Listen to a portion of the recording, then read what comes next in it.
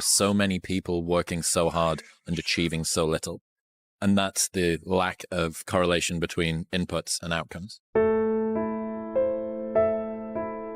I think the vast majority of business owners, I come from the business perspective, the vast majority of business owners work a fair amount. They just work on the wrong stuff and they do it the wrong way. And so they get so little for their effort that they wonder when they're at home empty-handed in bed, why isn't this working when I am working? But if you define work, at least the way I do, which is output. So I define work by output. And in order to get output, it's volume times leverage. So how many times you do the thing times how much you get for each time you do it. And so that is do you work smart or do you work hard? It's you do both. You do as many reps as you possibly can, and you do it with the most leverage possible. So if I make 100 phone calls, the leverage that I can have there would be how skilled I am. So if I make 100 calls, I might get 10 times more. And so I worked more, I had more output than somebody who has less skill. But the only way you get skilled is by doing more inputs, by working more. And so it's this virtuous cycle of doing more and getting better, and then you get more for what you do. This has been something I've been thinking about a lot, which is basically the shittiness of stuff, which is when you're growing in a business, it's very painful. When you're stagnating in a business and you're plateaued, you don't know what to do, it's very painful. When you're declining and you also don't know what to do, it's very painful. And so that means that all conditions of reality are painful. And so if pain is a prerequisite for reality, then it means it's just a signal that we are alive. And so in thinking about that, rather than pain is a problem, it is a signal that I'm breathing, and then becomes irrelevant. So if I need to create content and I'm not feeling it, or I'm feeling tired, or things like that, the more times I give into that excuse or that feeling, then the more superstitious I become about doing it in the future. Whereas a lot of times if I can just start when I am tired or when something is painful and then still execute about the same as before, I look at game tape or I look at video or I look at the content from those sessions, for example, and I see that I remember feeling terrible during the session, but you can't really see anything. And I think the more times you get that loop going, the more you can separate how you feel and what is required. And the more times you do what is required to get what you want, the more times you get what you want. I get happier about the harder it is because I know that no one else will follow. It's a selection effect.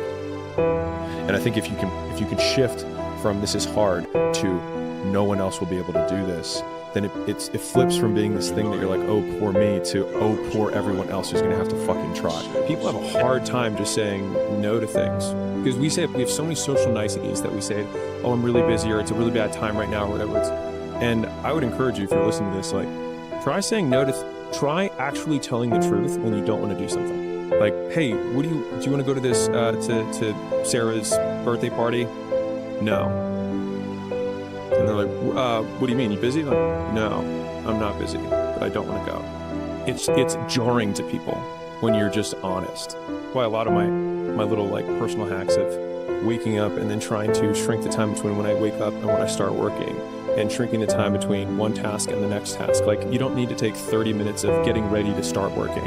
Like, you can just start working, because as soon as you get into it, you start pulling the thread and you're like, oh, here it is. And all of the time that I was getting ready to work, I was just using up my best brain power time on things that truly don't move the needle at all. I've always been a maximizer. So I've actually not really been an optimizer in my life. It's just like, as soon as I have an input-output equation where it's like, N equals X, and it's like, and if I want 10X, I do 10N. I'm like, great, then can we do 1,000N? Like, I just want to do as much of that as I humanly possible. But when I love competitors who like optimizing, because I always see it as a weakness, because it's so easy to exploit. It's like, oh, you need your 8 hours of sleep, or you need your morning routine, or if you don't have your supplements, you're just totally fucked, or like, I didn't have my coffee this morning, so I can't function. Like, I love to compete against people like that because they're so easy to break. Like, there was a 2-year period where I did turnarounds for gyms. I flew around the nation. Every month I would do a new gym.